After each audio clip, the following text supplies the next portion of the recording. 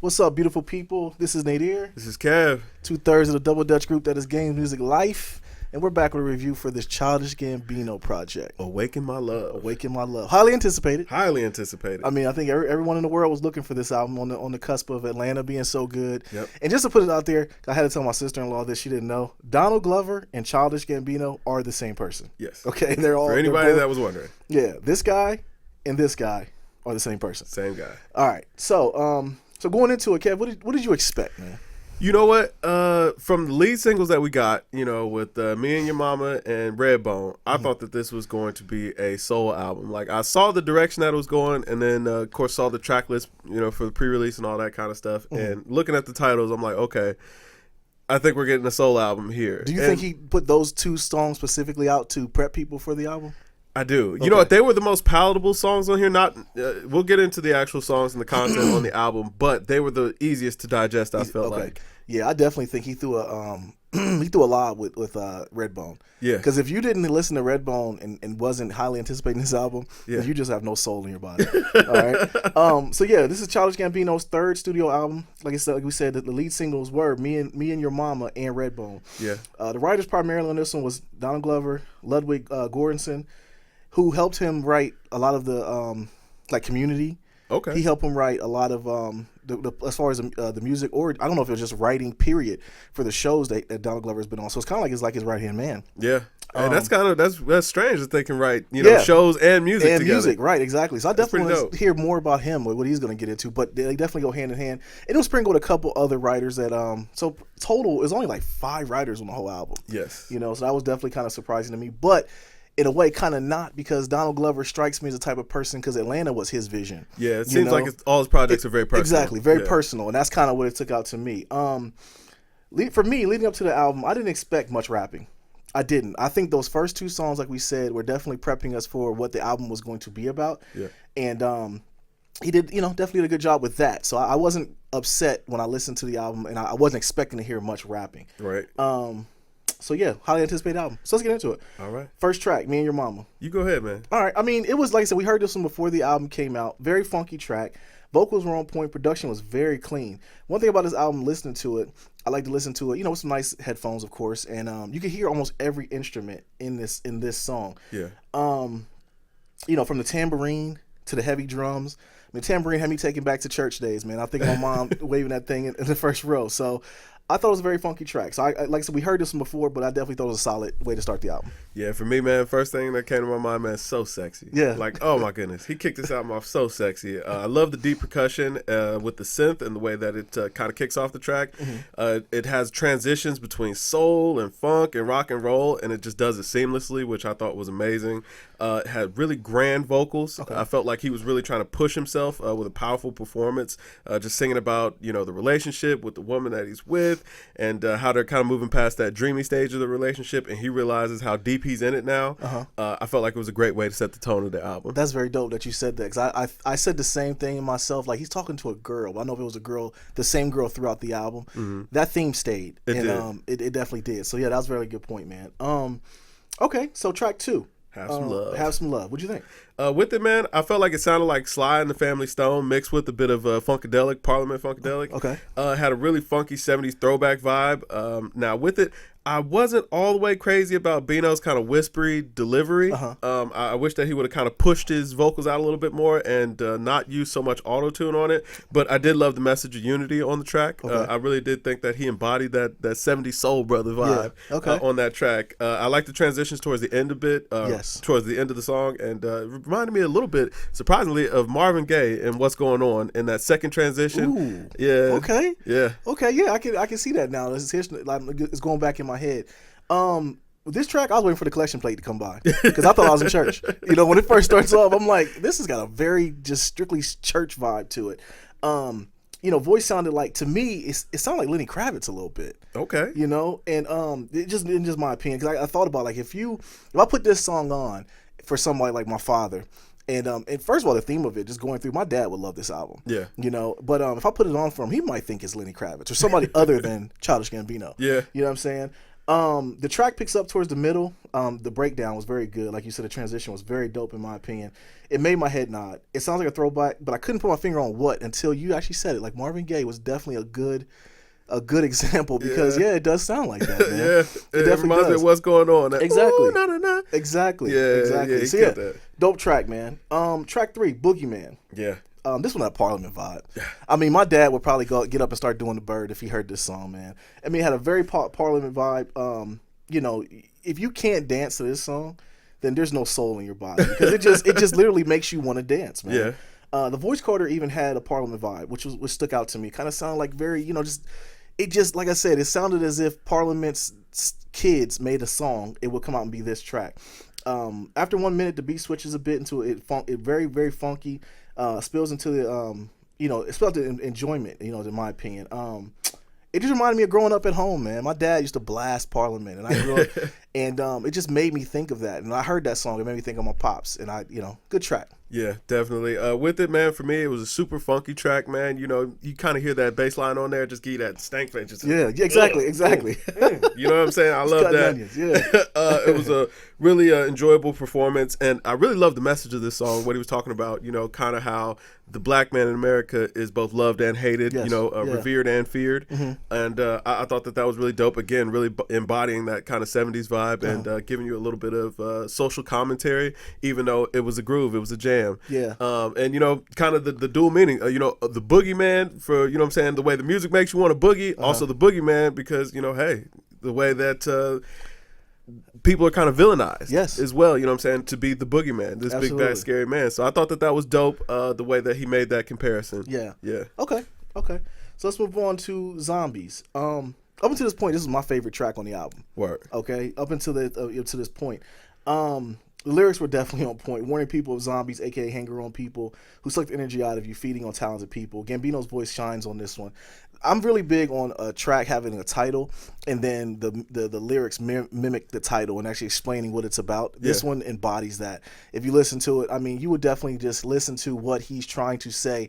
And I don't know if it's the character in the album or him personally is going through it, just hanger-ons. Because he strikes me as a person, I think any famous person would have it, but I definitely think him. Just because he has so many avenues. This guy's a comedian, a rapper, a singer a comedian, all these things. So I can understand him having a whole bunch of pools of people that can try to be zombies to him. Yeah, absolutely. Absolutely. Again, man, I mirror those vibes, man. I felt like it was a dope track. I really enjoyed the production. It had like these haunting keys on there, man, which I thought was dope. And I like the background vocals on there as well that were kind of matching with the keys. Kind of give you that that spooky vibe. You know what I'm saying? I like that. Okay. Had a real groovy bass line, and I really liked the funky electric guitar. I felt like Childish Gambino gave us a really solid vocal performance, and again, giving us those lyrics about these zombies or these vultures, just you know what I'm saying, just trying to get everything out of you, trying to use you up. Exactly. I love the breakdown towards the end of the track as well. Okay, I did love that too. Okay, all right. So Riot, it was a short track. What'd you think? Man, with it, I love this track, man. It was really loud and in your face, but it was still clean and well composed. Again, I enjoyed Childish Gambino's vocal performance here with the shouts and screams. I felt like it gave a really great energy to the track, and you could hear the frustration in the lyrics. So I thought it was a great performance. It fit the album, the title of the song. I mean, I had it wrote. I mean, very upbeat track, very funky. Song was kind of a little bit over the place, maybe to mimic what the artist thought a riot would be like. If a riot was going on, this song would be playing in it. Yeah. And later in the album, after listening to it, I went back to Riot again, and I'm gonna talk about it at the end, why I appreciate it now. When I first heard it, just listening to the playthrough, I was like, I don't know about this song. It was palatable, but until I got to the end and finished the whole project, and it kind of just like hit me like a light bulb. And I'm gonna talk about, like I said at the end, I appreciate it more. So I can say I appreciate the track. Yeah, absolutely. Okay. Do we even need to talk about Redbone? Number 6? Okay. I got to. Redbone, listen. Okay, you go first. Man, listen. All right. This is a family show, so kids, cover your ears. All right, listen. This song was so damn sexy. Oh, my God. Like, whew, my goodness. Man, the production sounded like a nod to Bootsy Collins, kind of reminded me of, like everybody else, I think, of I'd Rather Be With You. Bino turns in what I felt like was his best vocal performance on the album. The whole album here, it was like pitch perfect on this song. Bino was singing about the relationship. He was kind of what made it so weird was that the song sounds so sexy and so sensual, but he's actually singing about not knowing where this relationship is going. Exactly. Feeling like, you know what I'm saying, this girl that he's in love with or that he's trying to make it work with, maybe not on the same page as him in this relationship anymore. Right. Which I thought was, you know, amazing that he was able to work that angle over such a, you know, a lush sensual track. I love the vibe of the track. Every bar hits you. Vocally, it reminded me a bit of Prince. Yeah. Kind of like the end of Beautiful Ones. Yes. Yeah. Definitely. I mirror your exact statements, man. I mean, amazing track. Like we said, it's one of the lead singles on the album. Had me completely open and ready for this album to come out. Just listen to this track. I challenge anybody to listen to this song and not want to dance. Right. You know, just not want to move your body in some way. But yeah, man, amazing track. I had, when this, like I said, was a lead single, when I listened to it before it came out, I was looking for the credits. I couldn't find any for the album came out. Who was singing this? I couldn't believe he sung this. Yeah. You know? But yeah, dope track. Absolutely. 7, California. I wrote down no. That's all I have is no written. I think that, okay, first off, this song was just, it's one of those songs that transitions the album in my opinion, because it is the middle track on the album or towards the end. I thought the beat was okay. The vocal choice, I just wasn't a fan of. Sounded like he was fighting through his teeth, like his mouth was closed and still trying to get words out. Yeah. I think this track could have benefited from some bars. He could have had that whiny whatever type voice and then had led into some spoken word or some rap, and we didn't get any of that. So I think this one was, I'll accept it on the album, but I could have done without this one. Yeah, with it, I also have mixed feelings about the track. I really appreciate Bino for trying to be a bit more ambitious and mix up the sound on this album. Because to this point, this song sounds like nothing else on the album so far. Nothing. It's got really like a light, poppy, airy vibe. It's got like a flute or a recorder that's just kind of playing along with the harmony there. And you know, he tried it. But with it, I really did not like his vocals on this track, man. Like you said, it sounded like he was trying to fight through his teeth. Like all the lyrics are just kind of smushed, and then auto-tuned, which may have actually been the point of the track. You know what I'm saying? Just trying to pretty up some mud. You know what I mean? Right. So I don't know, but again, the song, it's not bad, but it's a little off-putting on the album. But I don't know, man. The vocal performance just really makes it hard to enjoy. It did, and that's the thing about it. Like, the vocal choice was what made it so hard. I could have done with the beat. I could have done with some of that, but it was just like, I don't know. I couldn't wait for it to end. Yeah, you know, it was just, you know what I mean? Right. But it may be on purpose. So if that's the case, then hey, genius. Exactly. Okay, so Terrified. There we go. What'd you think? With it, man, I felt like the album was picking right back up. With this, it had a really hazy, cacophonous beat led with like a killer organ. It had some awesome guitar strings and also powerful keys. I felt like Donald was coming with a great airy vocal performance, and it was much in the same vein as Zombies. But I feel like on this song, it was more so singing from the zombies perspective rather than, you know what I'm saying, the person that was getting attacked by the zombie. You know, the leech, the vulture that's just out here just trying to get to you, get on you, you know what I'm saying, and basically telling you. And I think that it actually goes with California. You know what I'm saying? You have this idea of how great California is going to be. You're going to get out there, you're going to be a big star. Right. Everything's going to be wonderful. And then you get out there and you realize, man, you know what I'm saying? Yeah, you got the zombies out there. And these zombies are out here just trying to, you know, eat your brains, man. They try to get you out of there. Right. And whether that be, you know what I'm saying, in personal relationships or business. So I thought that was dope. And I also really liked the added touch of, I believe it was credited to J.D. McCreary. Okay. And I felt like that lifted up the track at the end because Donald was kind of singing at a low register a bit. Okay. And I felt like that added a little bit. It kind of gave you the fear from the person that was you know, being victimized in that song. So I thought that was dope. Dope, man. Dope. I thought it had a Prince vibe. Once again, Gambino's vocal shines once again. Beat was crazy. It slows the album down in a good way. Production again was top notch. I heard every instrument on this one. It ends with a female's vocals. It wrapped up the song pretty well, in my opinion. I think it's actually a little kid. Is it a kid? I think it's a kid. Really? Yeah, I know, and that's the same thing I thought too. I thought that it was a female too, but I think it's just actually a little boy. Oh wow. Yeah. That would be even dope because I listened to it. Okay, so yeah, I thought it was a good track, man. All right, so Baby Boy. Up until the album, this is probably my favorite song up until the end of the album.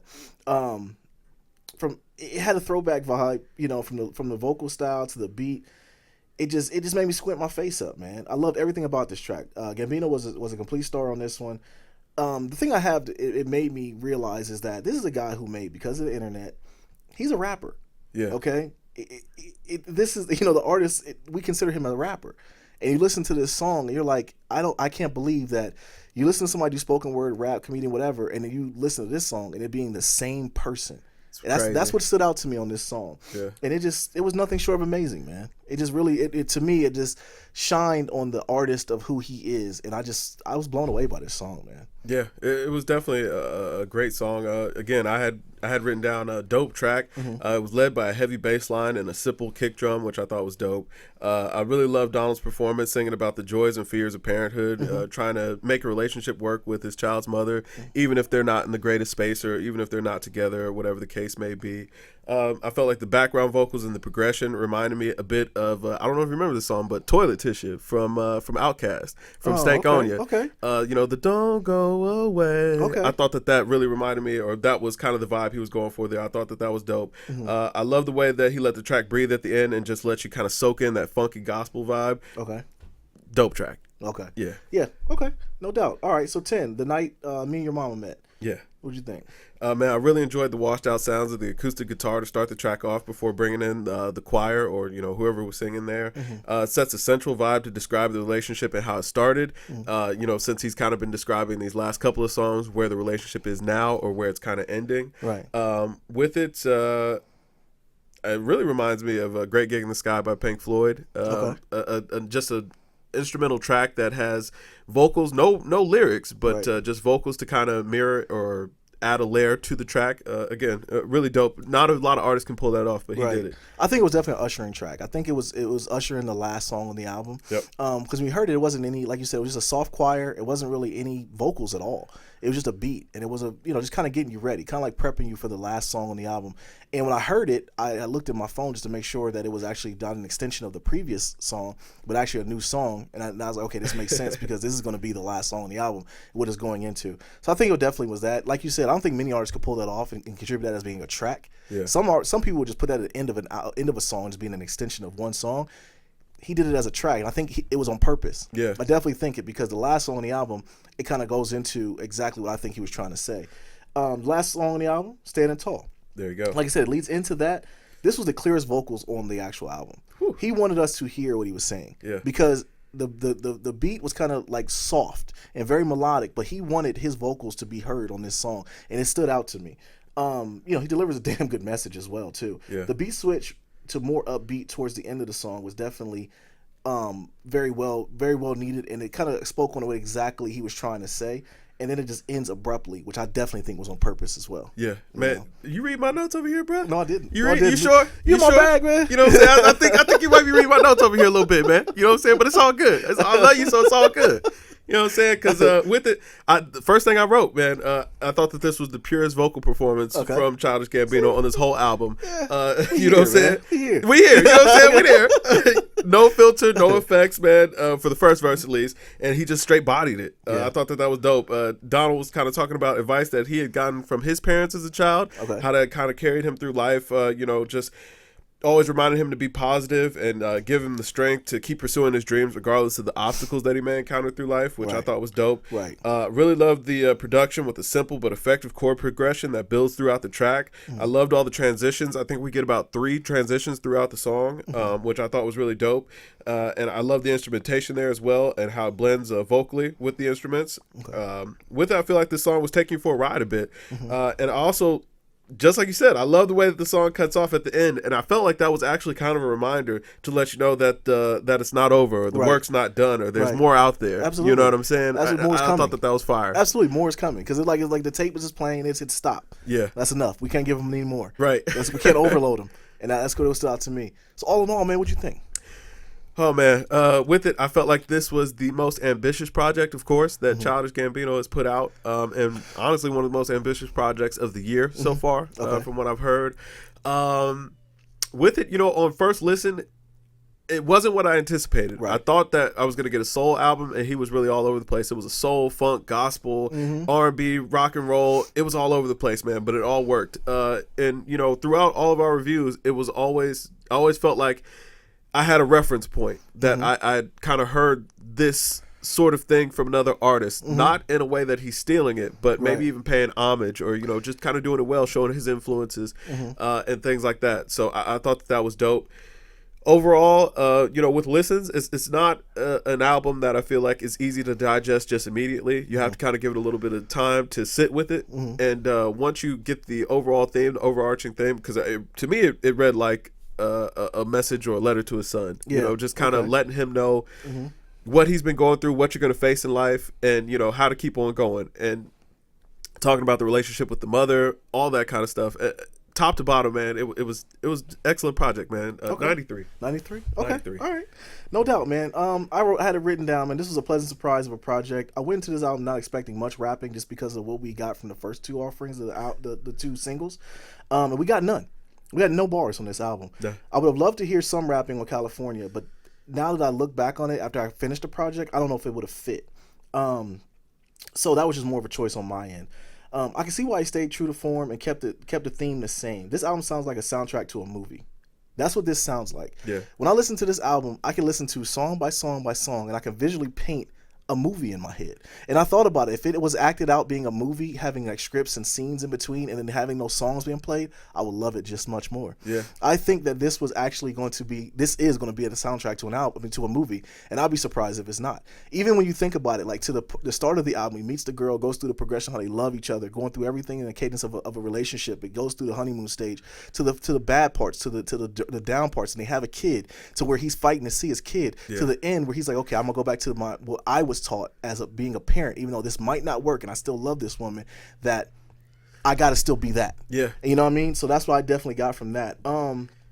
As I'm listening to it, I felt like a story was just being painted, like I said, especially the Baby Boy track. It just made me think of early tracks in the album where it caused him to fear his baby being taken away. Yeah. To Riot, where like I didn't like Riot at first, but when I thought about it and listening to it, if I saw a Riot on a screen and I heard that song playing, it would fit like a puzzle. Yeah. You know what I mean? It just would fit so well. It's a Sonic Riot. Yeah, man, definitely well. And one thing about this, man, this album that people just have to realize is this was his 808s. Yeah. If you look at, you know, just the collection, his total catalog of albums after it's all said and done, this album is going to stand out so much in his catalog.